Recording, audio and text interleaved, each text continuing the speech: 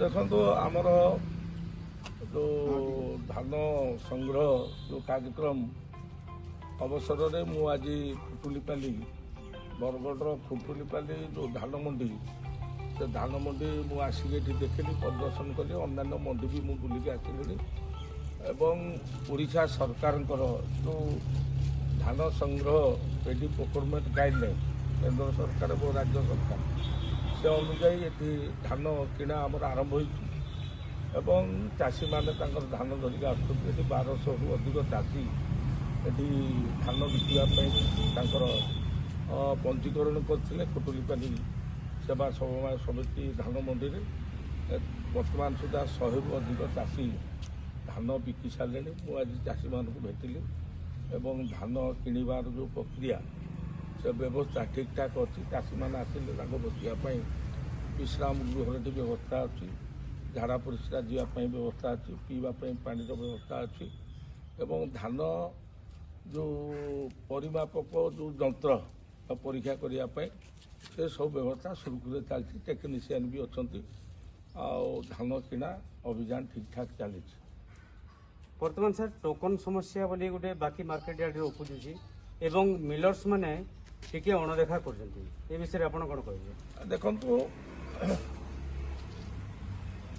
ଆମର ବିଜେପି ମୋହନ ମାଝୀ ସରକାର ଧାନ କ୍ୱିଣ୍ଟାଲ 3100 ଟଙ୍କା ଏଥର ଦେବାର ବ୍ୟବସ୍ଥା କରିଛନ୍ତି।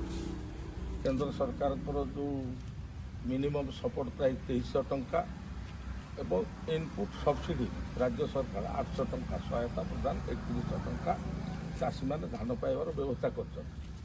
ନବୀନ ବାବୁ 2016-17ରେ ଘୋଷଣା କରିଥିଲେ 100 ଟଙ୍କା ଧାନ କ୍ୱିଣ୍ଟାଲ ବୋନସ୍ ଦେବେ ଚାଷୀମାନଙ୍କୁ, ଦେଲେ ନାହିଁ, କହିଥିଲେ। ଆମେ ଚାଷୀମାନଙ୍କୁ ଆଜି 3100 ଟଙ୍କା କହିଥିଲୁ, ଆଜି ଚାଷୀମାନଙ୍କୁ 3100 ଟଙ୍କା ଆମ ସରକାର ଦେଉଛି ଏବଂ କଟନୀ ଛଟନୀ ହେବ ନାହିଁ, ହେଉନାହିଁ ବି। ସେଥିପ୍ରତି ଆମ ସରକାର ପୁରା ଦୃଷ୍ଟି ଦେଇଛି, ସେଥିପାଇଁ ପଦକ୍ଷେପ ନେଇଛି ଏବଂ ମିଲର୍ସମାନଙ୍କର ଦାଦାଗିରି ଆଉ ନାହିଁ। ମିଲର୍ସମାନେ ଆଗରୁ ଆସିକି ମଣ୍ଡିରେ ଜଗୁଥିଲେ, ସିଏ ଧାନ ଦେଖୁଥିଲେ, କହୁଥିଲେ 5 କିଲୋ 10 କିଲୋ ଧାନ କାଟିବା ପାଇଁ, ସେ ରାଜ ବନ୍ଦ ହୋଇଯାଇଛି। ମିଲର୍ସମାନଙ୍କର ଦାଦାଗିରି ଆଜି ବନ୍ଦ ହୋଇଯାଇଛି। ତେଣୁକରି ମିଲର୍ସମାନେ ଏସବୁ ବିଭିନ୍ନ ପ୍ରକାର ବିଭ୍ରାନ୍ତମୂଳକ କାର୍ଯ୍ୟକ୍ରମ କରୁଛନ୍ତି ଚାଷୀମାନେ ବିଭ୍ରାନ୍ତ ହେବା ପାଇଁ। ମୁଁ 3 ଦିନ ତଳେ ମୁଁ ଦେଖିଲି ଖବରକାଗଜ ଟିଭିରେ ମିଲର୍ସମାନେ ଭୁବନେଶ୍ୱରରେ ଆନ୍ଦୋଳନ କରୁଛନ୍ତି, ବସୁଛନ୍ତି ଏବଂ ସେମାନେ କହୁଛନ୍ତି ଯେ ଆମେ ଧାନ କିଣିବୁ ନାହିଁ। ମୋତେ ହସ ଲାଗିଲା। ଧାନ କ'ଣ ମିଲର୍ସମାନେ କିଣନ୍ତି? ଧାନ ରାଜ୍ୟ ସରକାର କିଣୁଛନ୍ତି। ମିଲର୍ସମାନଙ୍କୁ ଧାନ ନେଇକି ତାଙ୍କ ମିଲରେ ଦିଆଯିବ। ଗୋଟେ କ୍ୱିଣ୍ଟାଲ ଧାନରେ 68 କିଲୋ ଚାଉଳ ସିଏ ଦେବେ ଏବଂ ସେ ବାବଦରେ ଧାନ ମିଲିଂ ବାବଦରେ ତାଙ୍କୁ ପଇସା ଦିଆଯିବ। ଏଠି କିନ୍ତୁ ପୂର୍ବ ସରକାର ଯେଉଁ ବିଜେଡି ସରକାର ସେମାନେ ଈର୍ଷାନ୍ୱିତ ହୋଇକି ଆଜି ଚାଷୀମାନଙ୍କୁ 100 ଟଙ୍କା ବିଜେଡି କହିଥିଲା ଦେଲା ନାହିଁ, କିନ୍ତୁ ବିଜେପି 3100 ଟଙ୍କା କହିଥିଲା ଦେଲା ଏବଂ କହିଲା କଟନୀ ଚଟନୀ ହେବ ନାହିଁ ଏବଂ ମିଲର୍ସମାନଙ୍କ ଦାଦାଗିରି ଚାଲିବ ନାହିଁ। ବିଜେପି ମୋହନ ମାଝୀ ସରକାର ଆଜି ଏ ନୀତିକି ପୁରାପୁରି ଆଜି ଚାଲୁ ରଖିଛି। ଚାଷୀ ତା ଲାଭ ପାଉଛି। ଚାଷୀ ଆଜି ବିଜେପି ମୁହାଁ ଏ ସରକାର। ତେଣୁକରି ସେମାନେ ଏ ପ୍ରକାର ବିଭିନ୍ନ ପ୍ରକାର ବିଭ୍ରାଟ ସୃଷ୍ଟି କରିବା ପାଇଁ ବିଭିନ୍ନ ପ୍ରକାର ଅପପ୍ରଚାର କରୁଛନ୍ତି। ଏମିତି ବି କହୁଛନ୍ତି ଗୋଟେ ମେସିନ୍ ଆସିଛି, ସେ ମେସିନ୍ ଆଜ୍ଞା ଧାନ ଗୁଡ଼ା କାଳେ ଟେଷ୍ଟ କଲେ କାଳେ ଖାଲି ଗଳଗଳିକି ଖାଲି ହେଇଯାଉଛି, ମାନେ ଅସୁବିଧା ହେଉଛି, ଇଏ ହେଉଛି, ଗୋଟେ ଅପପ୍ରଚାର ଚାରିଆଡ଼େ ଚାଲିଛି। କାଲି ମୁଁ ବୌଦ୍ଧରେ ଥିଲି, ବୌଦ୍ଧରେ ମୋତେ ଜଣେ କହିଲେ, ମୁଁ କହିଲି ଭାଇ ତମେ ଏଇ ଯନ୍ତ୍ର ଦେଖିଛ, ଧାନ ନିଜେ ମାପିଛ? ନା ଆଜ୍ଞା ମୁଁ। ନା କୋଉଠୁ ଜାଣିଲ? ନା ମୁଁ ଶୁଣିଲି। ଏଭଳି ଅପପ୍ରଚାର ଚାଲୁଛି ଚାଷୀମାନଙ୍କୁ ବିଭ୍ରାନ୍ତ କରିବା ପାଇଁ, ଲୋକମାନଙ୍କୁ ବିଭ୍ରାନ୍ତ କରିବା ପାଇଁ। କିନ୍ତୁ ଚାଷୀମାନେ ଅନ୍ୟମାନେ ବିଭ୍ରାନ୍ତ ହୁଅନ୍ତୁ ନାହିଁ। ଠିକ୍ ଠାକ୍ ଭାବରେ ଧାନ କିଣା ଚାଲିବ। ମିଲର୍ସମାନଙ୍କର ଦାଦାଗିରି ବନ୍ଦ ହେବ। ଯେଉଁ ଟୋକନ ବ୍ୟବସ୍ଥା, ମାସ୍ ବ୍ୟବସ୍ଥା ତାକୁ ଶୃଙ୍ଖଳିତ କରାଯିବ ଏବଂ ଚାଷୀମାନେ ହଇରାଣ ହେବେ ନାହିଁ। ଚାଷୀ ଧାନ ଧରିକି ଆସିବେ, ଏଠି ଆରାମରେ ଦେବେ।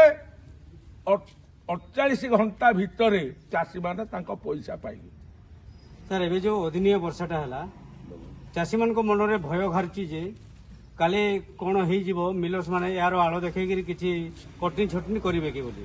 ଦେଖନ୍ତୁ, ଏ ବିଷୟରେ କ'ଣ କହିବେ? ଦେଖନ୍ତୁ, ବର୍ଷା ହେଲେ ଫସଲ କ୍ଷତି ହେଲେ ଆମର ଲୋକପ୍ରିୟ ଯଶସ୍ୱୀ ପ୍ରଧାନମନ୍ତ୍ରୀ ନରେନ୍ଦ୍ର ମୋଦି ଚାଷୀମାନଙ୍କୁ କ୍ଷତିପୂରଣ ଦେବାର ବ୍ୟବସ୍ଥା କରୁଛନ୍ତି।